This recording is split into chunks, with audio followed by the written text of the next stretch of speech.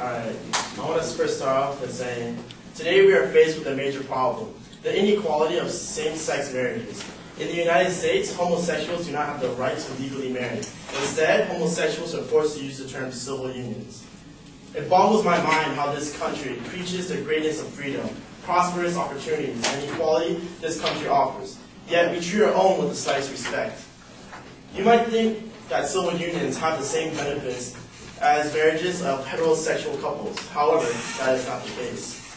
And I would like to state some things from the Declaration of Independence and the First Amendment and the definition of marriage.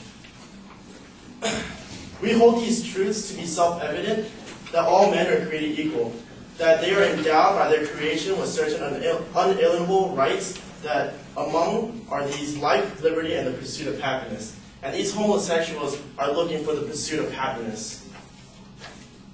Under the First Amendment of the United States Constitution, protects the right to freedom of religion and freedom of expression from government interference. Clause 2 in the First Amendment guarantees freedom of religion. The establishment prohibits the government from passing legislations to establish an official religion or preferring one religion over another. It enforces the separation of church and state. And the definition of marriage from Google states that the formal union of a man and a woman, typically recognized by law, which they become husband and wife, and also it's a relationship between two people with a period which it lasts. And I would first like to say my first claim is the importance of same-sex marriages, the benefits and economic growth. My second claim, the removal of civil unions and DOMA. And third, accomplish removal of civil unions recognition in the 50 states. I would like to first say, if we were to legalize same-sex marriages, there would be an economic boom. Because there are so many homosexuals in the United States, it's pretty insane. And in Forbes magazine, it says that immediate windfall about $17 billion could be had if gay marriages were made legal nationally. The magazine conducted an analysis several years ago and concluded that one thing is abundantly clear. Legalizing same-sex marriages would mean a windfall of the wedding industry. Weddings are a $70 billion a year business. Also, the CBO calculates that same-sex couples would boost Social Security spending because a partner of a deceased worker would receive 100% of the worker's benefits. However, the federal government would also save money on supplemental security income, Medicaid, and Medicare. The report says, weddings create revenue of all sorts. States and local governments may benefit from marriages.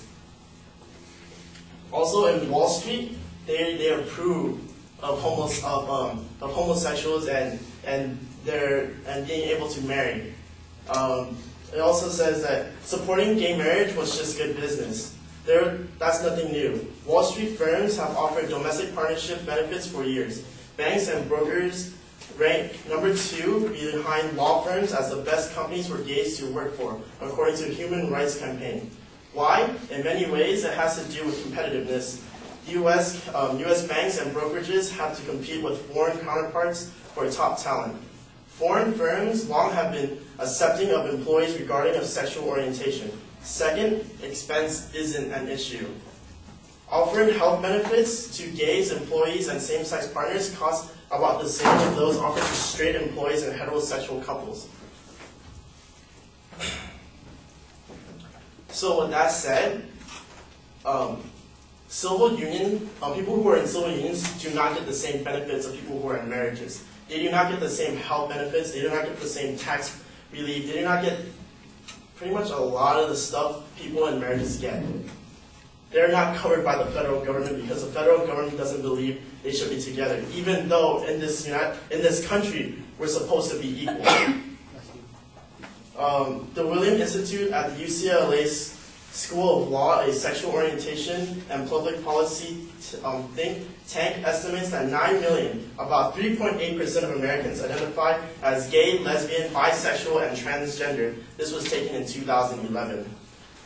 The Institute also found that bisexuals make up 1.8% of the population, while 1.7% are gay or lesbian.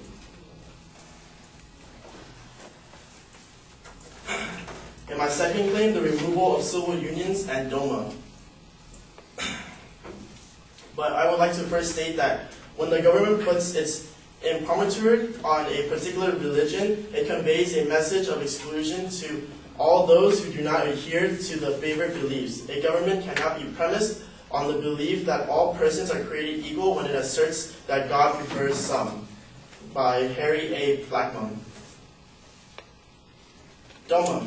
What is DOMA? It's Defense of Marriage Acts.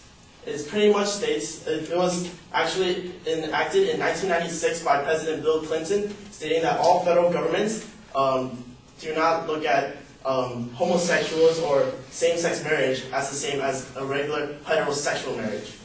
DOMA deprives same-sex couples for over 1,100 federal rights, benefits, and responsibilities of marriages. DOMA has created a patchwork of confusing laws and rights across the country that denies same-sex couples and their families the basic rights and stabilities that comes with the federal recognition of their marriages. As I said earlier, like some of the things that same-sex or civil unions don't get is like the ending of a civil union. You would have to travel to a state that allows civil unions to happen and also to be able to be divorced. They have taxes. For instance, if you're married, you have the ability to transfer your assets over to your husband and wife. But as a civil union marriage, there is none of that. You will be taxed. If you are also taxed for the gift taxes and also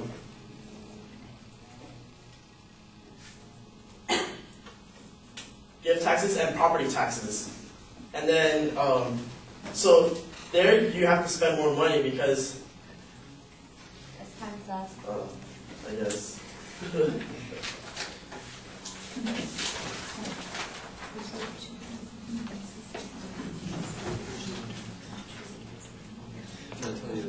Still, and it also called